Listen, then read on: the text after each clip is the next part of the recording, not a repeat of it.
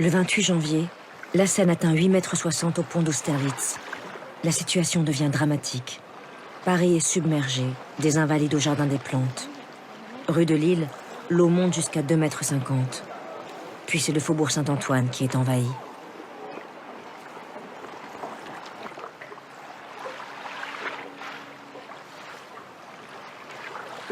C'est un caprice du ciel qui vient subitement rappeler à tous les Parisiens, quelle que soit leur classe sociale, la fragilité et même la futilité du progrès en marche, lorsque les forces de la nature décident de se déchaîner.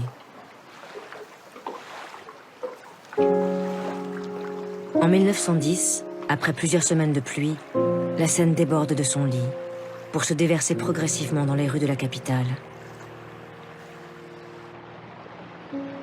Le 25 janvier, la Seine dépasse les 8 mètres au Palais Royal et le quartier de Grenelle est submergé.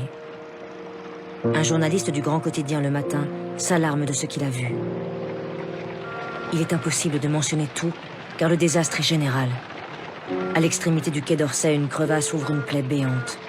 Une famille, un vieillard et 2 enfants quittent précipitamment leur immeuble qui est entièrement évacué. Des habitants se sauvent de tous côtés, emportant ce qu'ils peuvent. On prend place dans des tombereaux pour aller d'une rue à l'autre.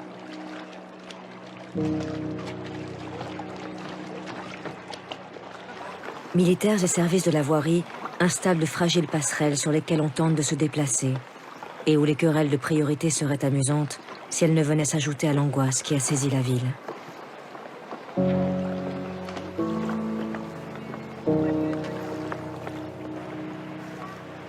Ce qui frappe le plus les Parisiens dans ces journées éprouvantes, c'est le silence qui règne désormais dans les rues.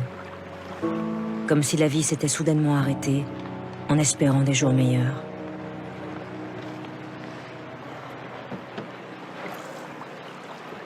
Alors que les conditions sanitaires s'aggravent brutalement, il faudra attendre plus d'1 mois pour que la décrue soit effective.